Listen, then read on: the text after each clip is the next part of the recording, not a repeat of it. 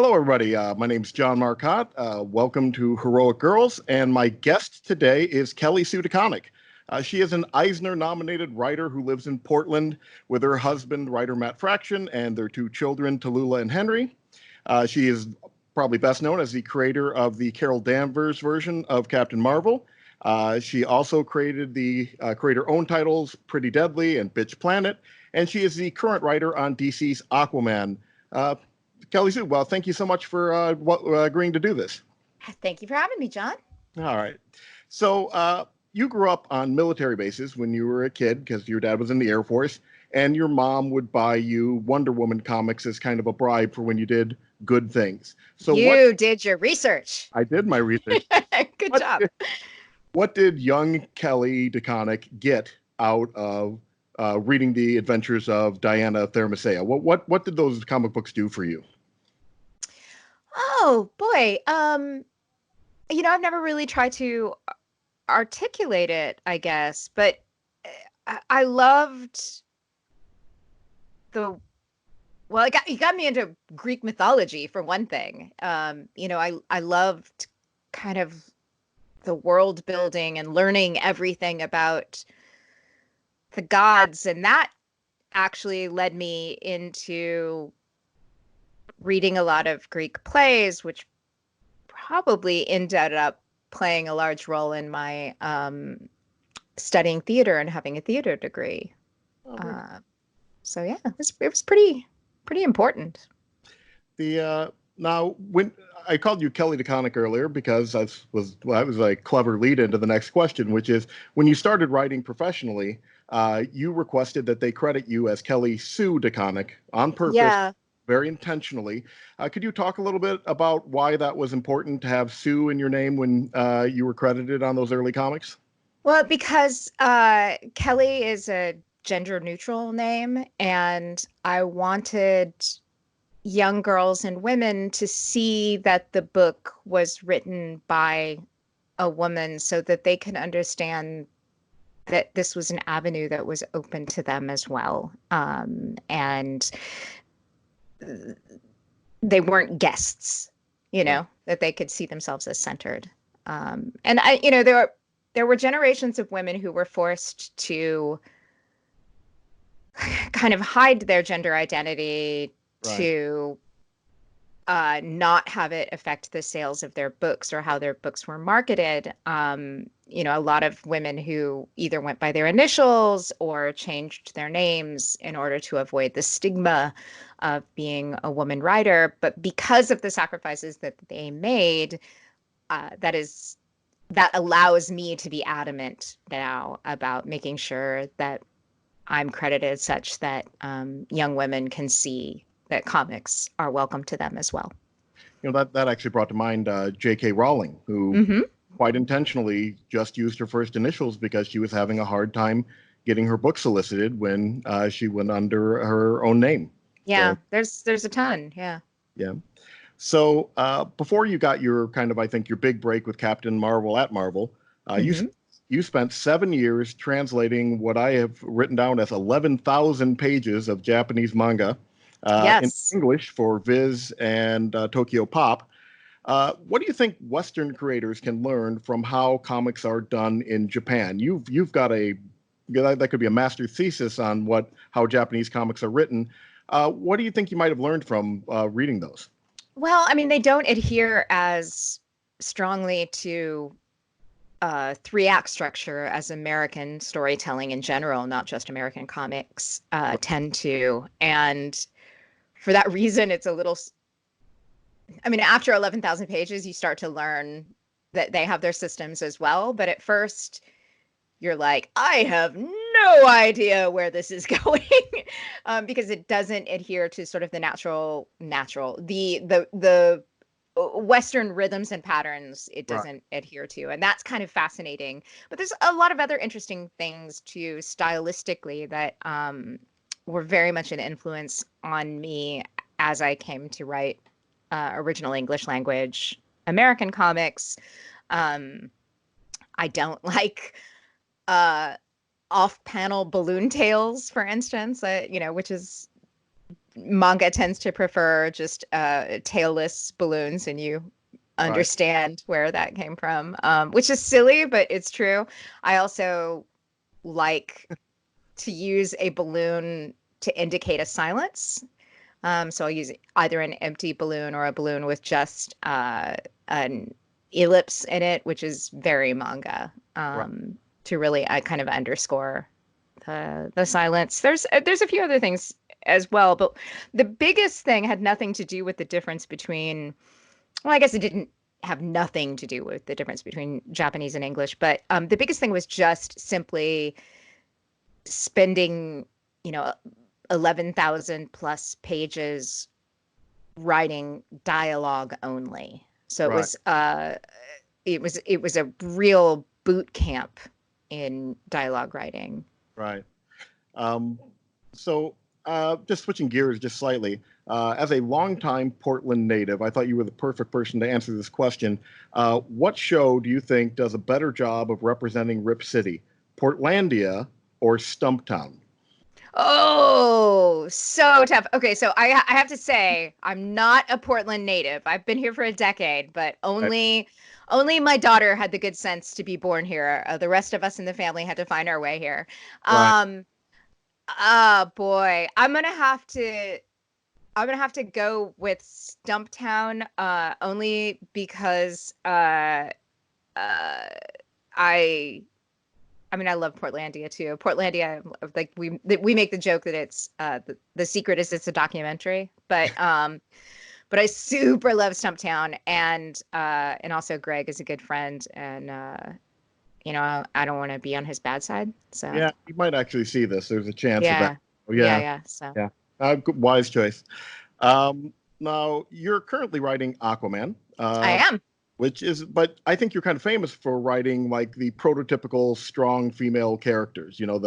People know you for your creator and run stuff, and people like Carol Danvers. So when you're pitching books or editors are coming to you with projects, do you find that they are hesitant or that they don't think to give you books that feature men? Do they? Oh yeah, that's absolutely a thing, and it's. I mean, everybody has to. I will cry sexism when I think there is sexism. In this case, it's a thing where everybody kind of gets cast. Right. And as a writer managing your career, you have to, whether it's like, oh, she writes strong female leads, or she writes horror books or whatever. If you don't want to make sure that you are specializing for the rest of your career, you have to do some careful management to make sure that is not an idea that gets too set. I think the first thing that it was asked if I would consider or if I would be interested in at DC was Supergirl, Right. which I made my career writing Carol Danvers, who was a, hyper powerful blonde. And they were like, would you be interested in writing Kara Danvers, who is a hyper powerful blonde? And was like, maybe. I have done that already. Right. And so not that the characters are the same, but I just felt like I kind of I needed to steer away from that. Right. And when Aquaman was proposed, it was literally, oh, you wouldn't want to pitch on Aquaman, would you? And I kind of laughed about it. And then my husband, Matt, was like, listen, I think you should think about that because two things. One, Jason Momoa. Yeah. And two, he's like, I don't know what Aquaman by You looks like. I have no idea what that book is. And that is exciting and interesting to me. I was like, I think Aquaman might be kind of in a similar space as Carol was before you got her, and just that been around a long time, but I don't know if there's that one definitive take on the character that everybody says this is who that character is. So there's some space to work with. Is that fair? Yeah, I mean, yes and no. There have been some really, but just like, there were some definitive runs on Carol. And Brian Reed had a 50-issue run not long before I came on. Right, right. And Aquaman certainly has a much longer history than Carol and some really definitive runs. But I do think he's a character that is unfairly dismissed and hasn't always sometimes people haven't known what to do with his unique power set. Right. Okay. Stephen King, I found this great quote by Stephen King, and I'm going to read it so I get it right. Milk always takes the flavor of what's next to it in the icebox. And this was in an introduction he wrote for a collection of Harlan Ellison novels. Okay. Harlan Ellison essays, I should say. And so I was thinking, you are a tall glass of milk that has been sitting in the same ice box as Matt Fraction for 17 years. So, or, you can flip it. Matt's been sure. So are there any ways that, you have influenced each other's writing over the years, or do you really try not to do that? Or how does that function, being two, fairly famous comics creators living in the same house? Well, I mean, he's so good. It's infuriating. Yeah, my ego is like strong like Hulk, and there are things I think I have a skill set I have worked hard for, and I have some tools in my toolbox. Right. But Matt understands comics form and Right. thinks about comics in a way that I do not and cannot, and few people actually can. I mean, I'm clearly super biased, but I think I think he's one of the best there's ever been. So hey, I'll say it. I'm not related to him in any way, shape, or form, but I will go right there with you. The Hawkeye, My Life as a Weapon is a book that I'm constantly buying and then giving away to somebody and then buying it. It's just such a great way to introduce someone into the world of comics. He and David Aja, the way they, again, use the form, it was just amazing. So truly, and he delivers something as unique as that every time he's at bat, and whether it's creator owned or corporate comics, he always approaches it very personally, and is deeply I mean, like, are you reading his Jimmy Olsen right now? I am not. I would tell you why I'm not, is because I didn't know he was writing it, because I'm poor and I can't buy all the comics I want. No worries. This is what libraries are for. So when there is a collection, go find it at the library. But his Jimmy Olsen is brilliant and so much smarter than it has any right to be, and infuriates me. Right. Yeah, actually, the last thing I bought from him is I got the first couple volumes of Casanova, which are actually sitting on my nightstand right now. So I'm back things that I missed, and I have the Last of the Independents that I just found the other day. I had that, I picked it up.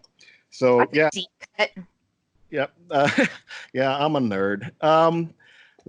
So where are we at? Oh, I got it. Writing is art, and all art is political. That's a statement that I think. But superhero comics in particular are just explicitly political. There's always a political element to superheroes, because they're about power. And that's what politics is. Right, and they are literally social justice warriors. That's what a superhero is. You seem to be one of those creators that really leans into that idea. I mean, some people like try to say, "Oh no, that's not true. I'm apolitical." You have used your platform and your writing at times to promote feminism or to inspire women and girls. In a very explicit way. Can you talk a little bit about that? About how you think your art might be political in some fashion? Well, I mean, I think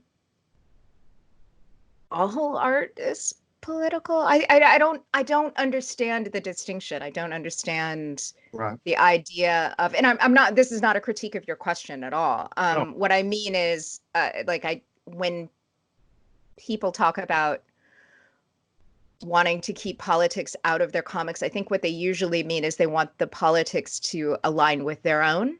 Right. And or to be hidden or something. I don't really understand, but literally superheroes are characters who are power fantasies in some way, and politics is defined as the struggle for power. Right. So whether you are, I mean, I've never, with the exception of Bitch Planet, which is very, very political in the way that people usually mean when they say political. Right. None of my other comics venture into American politics, Right. but there's something about I don't know. Well, Yeah, go ahead. when female, what I've noticed, and I think I may have stolen this observation for you, and from you, so you can tell me, is that when the female lead is a strong female character and does not have a love interest, suddenly they feel it's political. That's why some of those guys jumped on Captain Marvel, but were championing Alita because she has a love interest in that book. But I was actually thinking about how when Captain Marvel first took off and went off like a rocket, you kind of built up the Carol Corps as a way of, and then you have the bitches get things done list, and then I did have Bitch Planet on my little list of things that I thought Kelly Sue had done that were overtly political. But just that you have this platform and you're writing the stories you want to write, but also just kind of on top of it, when you see those opportunities to inspire or to get a more overt political message across in Bitch Planet, you take those opportunities. Yes, absolutely. Look, I mean, I believe in the ethics of these characters off which our industry is built. And I believe that a big part of that is extending a hand and sharing a platform or giving your platform over. Always looking out for one another. And I think sisterhood is a really huge part of that. And I can't apologize for that. That's what I'm supposed to do. Right.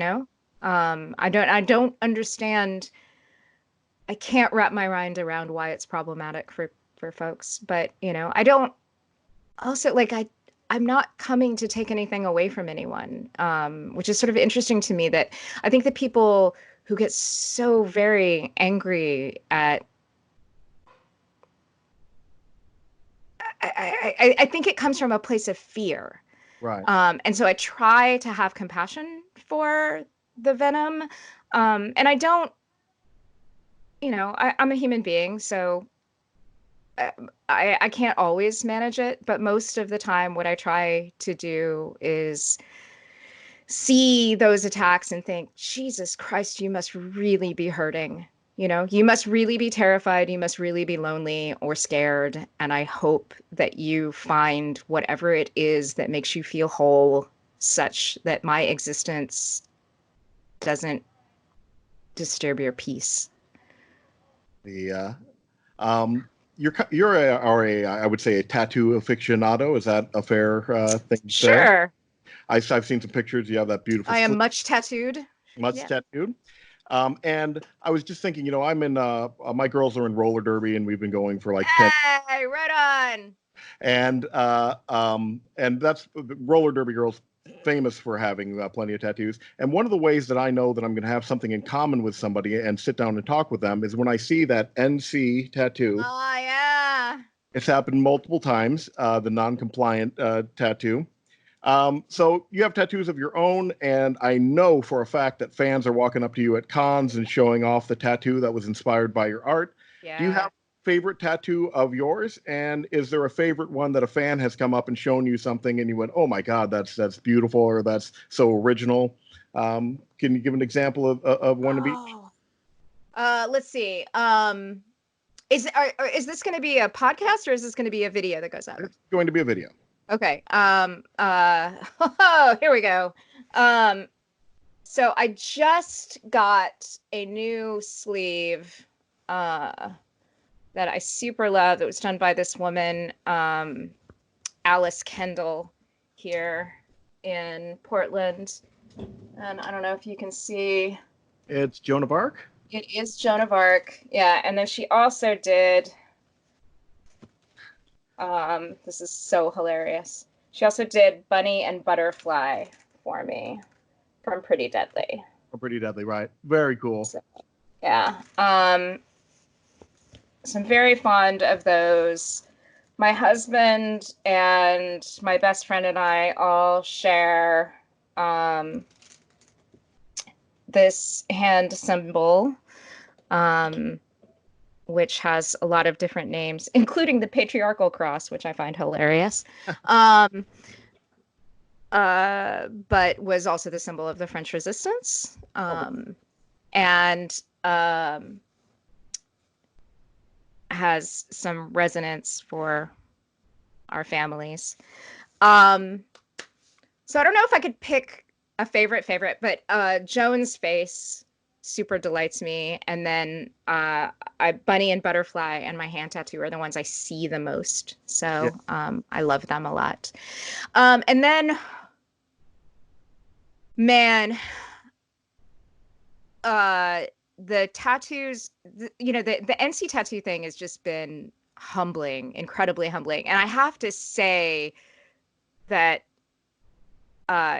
we can't talk about that phenomenon without talking about Valentine DeLandro and just that has become so iconic because of his iconic design. Right. I think when there's so many of them that people have customized so that they reflect something of them to fill in the space. I always love those, but I think the ones where I'm like, wow, like it makes me get kind of choked up is when it's a mashup of more than one thing that I've worked on. So it'll be the NC with the Captain Marvel symbol inside of it, or the NC with Bunny and Butterfly. And that makes me feel